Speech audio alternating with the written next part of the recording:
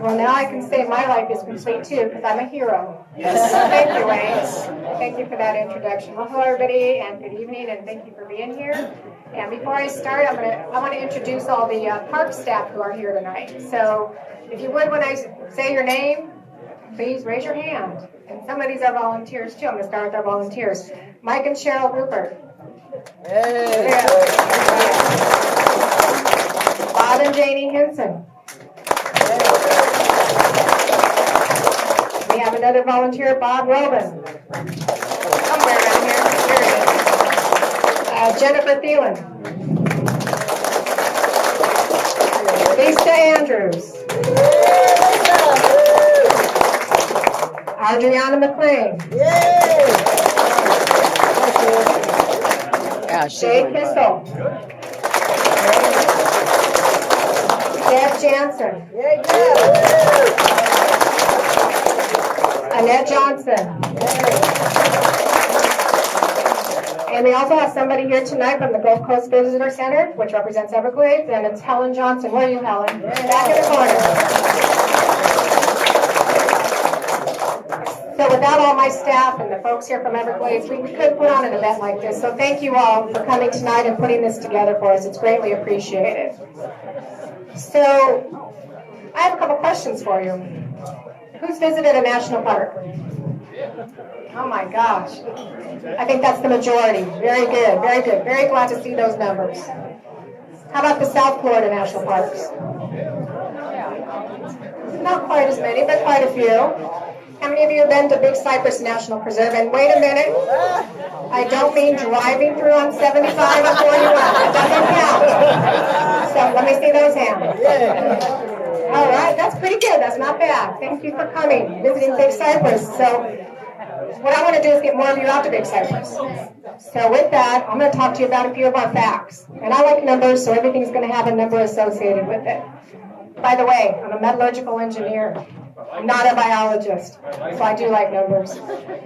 So number one, Big Cypress was the first national preserve created in the National Park Service in 1974. Pretty cool. We have 729,000 acres of land to manage. Big. That is bigger than the state of Rhode Island. Yeah.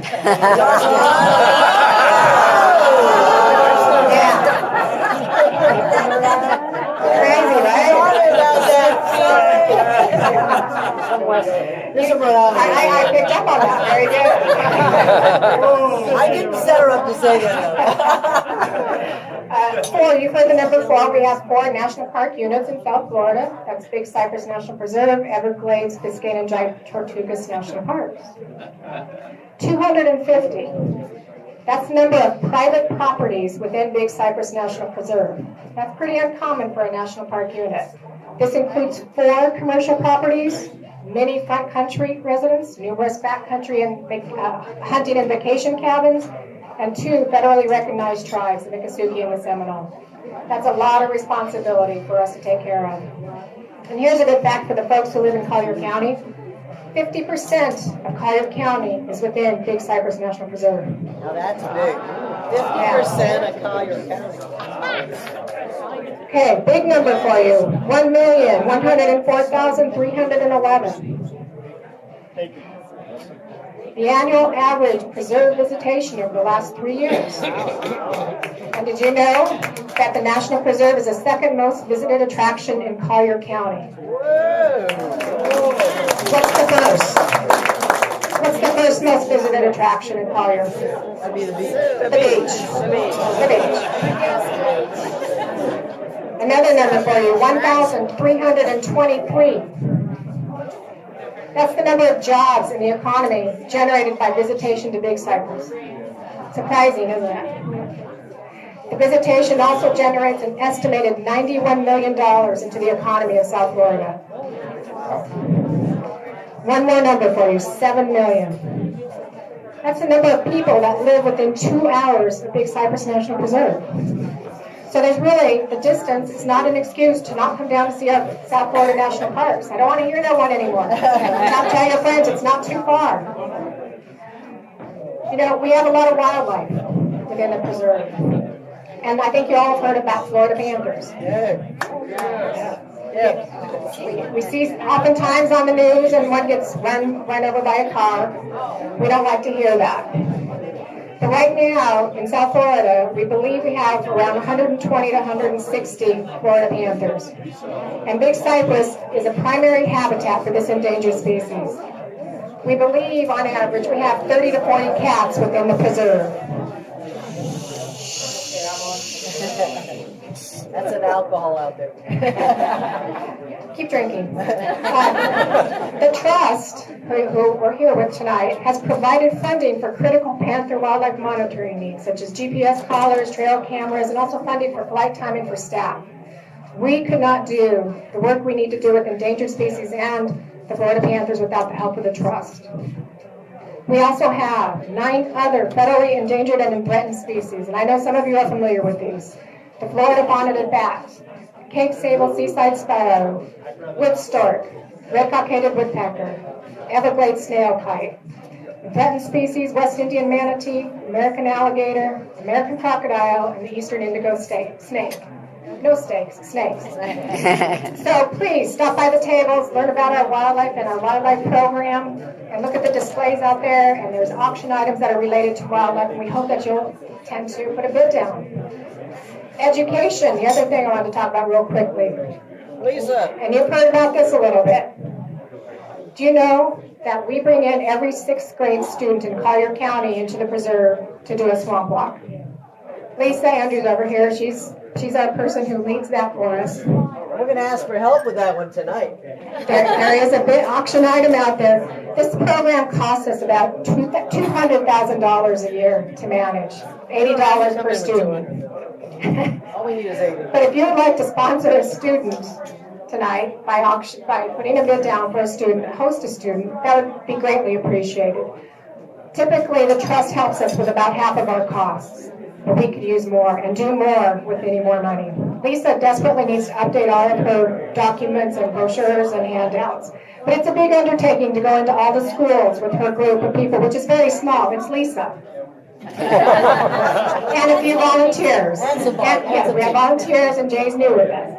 But it's a small group to go into every single 6th grade classroom, meet with the students and the teachers, talk to them, and then bring them out to the swamp and do a walk and talk to them about the alligators and all the stuff that you see within the swamp waters. It's a pretty big undertaking. So we hope to inspire you all this evening. Inspire you to either take your first steps into Big Cypress if you haven't been there, or do something new in Big Cypress. Don't just drive by us anymore.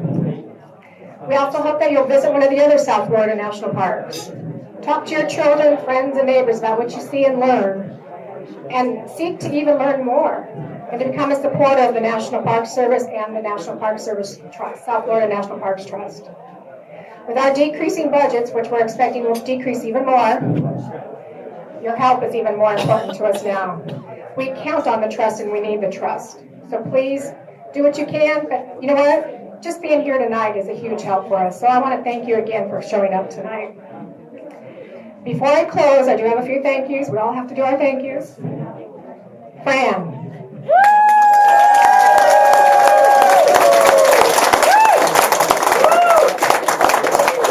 Not only is she a former director of the National Park Service, royalty in my mind, but she is a dear friend to everyone at Big Cypress, and we appreciate everything you do for us and can't thank you enough. Thanks so much. Don Finnefrock and Wayne Rassner.